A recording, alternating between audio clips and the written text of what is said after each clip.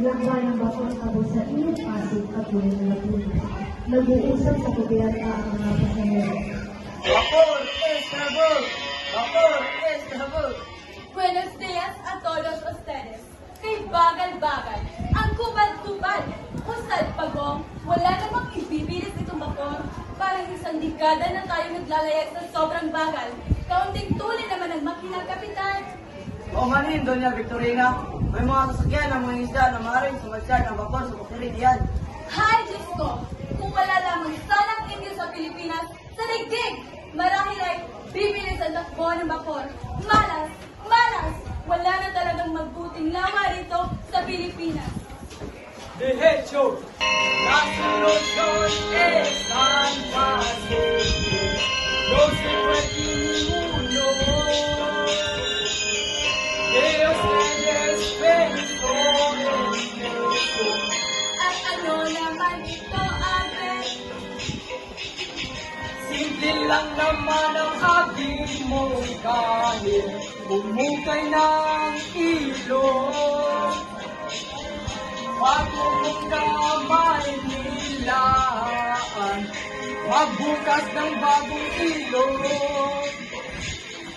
At tabunan ang ilog Pasig, desra manirala.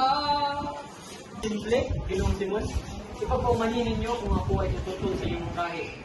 Sapagkat sa panukalang ito ay malaking salapi ang gugugulin, Ginoong Simon. At saan naman tayo kukuha ng salapi pambabayad sa mga manggagawa? Pwes, at sino naman nagsabi pa sa siburin ng mga manggagawa? Isa pa'y pagkatabuhuyan ng mga bilanggo, bihag, matanda, at binata, at batang lalaki. Sa ganyang paraan, ang pinakamalaking piramid sa Ehipto, ang Lawang Mujeres, at ang Kolisiyo ng Roma. Subalit ang iyong mungkahi ay maaaring magkaroon ng himagsikan. Himagsikan? Nag-alsa na ba kahit minsan ang bayang Ehipto? Ang mga bilanggong Hudyo, sila ba'y nag-alsa? Ang isang edukadong katulad ninyo ay ganito pala kahirap ang dating sa kaysaysayan. Ngunit hindi taga ito ni hindi Hudyo ang iyong kaharap. Ang lupain dito ay maraming beses nang nakipagsig dahil sa sakilita patuloy. Wala na kung ano pa. Ang nasabi ay nasabi na. At kayo naman, Padre Salve, huwag kayo subukang magsalita ng mga tuwirang pawang katunggakan. Ano naman ang kabuluhan ng mga prayer o ang bayan na maghimagsik? Para siyang walang utang na loob. At talakayin ba naman ang mga bagay na ito? Sa vapor pa naman? Naghanap na ako ng isang tunay na panukalang matipid at pagkakasinabak upang linisin ang mga panglawa sa Laguna. Kung sa bagay, ikaw naman dun sa studio, ano naman yung panukala? Kung totoo sa inyo, mas mainam pa ang ating mungkahi. Nais kong pagalagain ng pato ang mga taong naninirahan malapit sa ilog. At ang mga pato ay sabay nakain ng mga susok at mga buhangin sa ilalim ng lawa. Na kung makukuha ay mas mapapalalim pa ang tubig at mapapabuti ang takbo ng vapor. Nako, Don Custodio, kung marami ang mag-aalaga ng pato, dadami rin na balon. Pweh! Nakakasuka, nakapantidiri, tabunan na sana ang lawa. Tumakulong na tayo sa ilalim ng gobyerno, kung saan iba't ibang tagpo ang masasaksahan, gawa naman ito ang sabihan ng mga pasahero. Sila'y nakaupo sa bangko at makitong kahoy, katabi ng mga kalera, bakulat ng pipili. Dalawang magbaw mula sa may init na makina na siyang ng mga bukas bago tabo ng walis, at umaalangasaw sa among mga tao. Lahat sinay abala sa iba't ibang bagay tulad ng pagmila sa tanawin, paglalaro ng baraha, at pakikipagkunsuhan pagkaya laman ng sinyo at kasalanan. Ay, kaya pa rin natin sa bitang siya. Ay, kung pagawang ganyan mo, pinutang sa San Diego, ngunit masaya sa pamagat sa pagmalay ng pagkat ng opyo. Tunay na salat ng modernong panahon ng opyo. Kahit alam ng matatanda ang kasaysayan ng opyo, hindi pa rin nila ito inabuso at habang popular ang kasigong mag-aaral. Ang opyo ay isa lamang medisina. Alam naman natin ng mga Czech ay hindi marunong magdating ang tubos na dinigarilyo na opyo. Hay, kung inihandog lamang ni Kapitan Tiago Paisicero, tungkol naman sa Akademya ng Wikang Kastila, sinisiguro ko sa inyo na hindi po ito may isa sa katuparan. May isa sa katuparan po, senyor.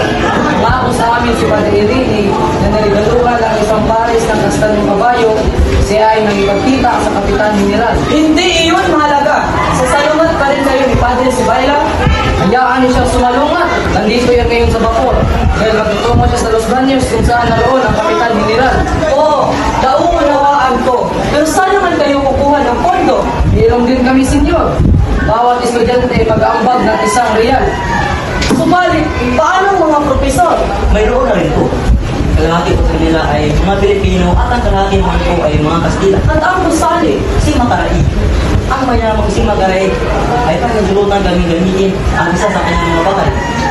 Gaya ng layo ng pagtakbo nito, hindi na rin ganoon kasama ang inyong mga ideya.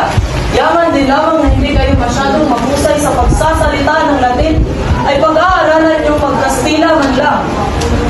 Yan ang patunay kung bakit paurong ang ating pag-usad. Noong panahon namin ay natuto kami mag-Latin dahil sa mga aklat namin ay nakalimbag sa Latin. Ngayon naman ay nakalimbag sa wikang Kastila ang inyong mga aklat. Ngunit hindi Kastila ang ginagamit nilang pagturo. Hay, etas paretiam pehor apistolet nos loqueres.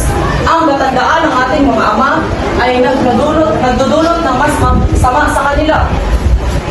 Tingnan mo itong mga makalulong tao. Lagi na nila nakikita ang kahirapan sa lahat ng bagay. Mas mapansin pa nila ang kakulangan kaysa kabutihan nito. Nito at ibalong ng bagay. Hay, naman. Mukhang palagay sa tingin mo. Dahil sa pag-uusap nila sa makalumang panahon. Sa iba lamang, ano nga pala ang sabi ng tingin mo tungkol kay Paulita? Pinangaralan niya ako tungkol sa pag-asawa. Sinabi ko sa kanya na walang katulad si Paulita ang naibig-ibig, edukada at isang ulila lang dito sa Maynila. Tama ka. Siya ay mayaman, maganda, matalino, at wala ng paglintasan. Maliban na lang sa tingin niyang papangodya. Napag-usapan na rin ang kanyang tiyahin. Alam mo ba, nabiusap siya hanapin ang kanyang asawa? Sino niya Paulina? At nangako ako para lang pagpapili ang iyong kasitahan. Natural! Pero ang problema ay nagtatago ang kanyang asawa sa bahay ng aming tiyo. Yan ang dahilan kung bakit hindi na siya nagtutungo sa Roberta. Baka raw kasi si Saida ni Doña Victorina tungkol kay Don Tiburcio. Kamusta, Basilio? Bakasyon na ba kayo? Ang maginaw ba yung kababayan? Kamusta naman ang buhay sa lalawigan? Bakit? Hindi ba kayo pamilang dito? Paano ko malaman kung hindi pa ako nagtungo doon? Nasabihan lang naman ako ng pagkahirap na tao, kaya hindi sila bumibili ng alahas. Hindi kami bumibili ng alahas sapagkat hindi namin ito kailangan. Teka, huwag ka magalit, pinata. Ngunit dahil isip ko lang na halos lahat ng parokya ay hawak ng mga Frailing Indio, na ang Frailing mamamatay para sa parokya at Franciscano yung tinto sa mahirap na mapupurahan. Kaya pag ibinigay rin sa mga klerigong Indio, ay dahil makilala ang mukha ng hari roon. Siya nga pala. Halika kayo at uminom tayo para sa kagaran ng inyong lalawigan. Maraming salamat po, senyor. Ngunit hindi po kami uminom ng alak. Mali ang ginagawa niyo. Mabuti ang alak sa katawan. Sabi nga ni Padre Camura, ay kakulangan ng sigang bahay ito ay kuha sa naniraang uminom ng sobrang tubig. Mabuti. Sabihin niyo kay Padre Camura na kapag inom sa tubig sa halip na alak o serbesa, marahil makinabang ang lahat. At hindi pagkapalan pa ang mga sinisay. Sabihin niyo sa kanya na ang tubig ay maaaring inumin at matamis.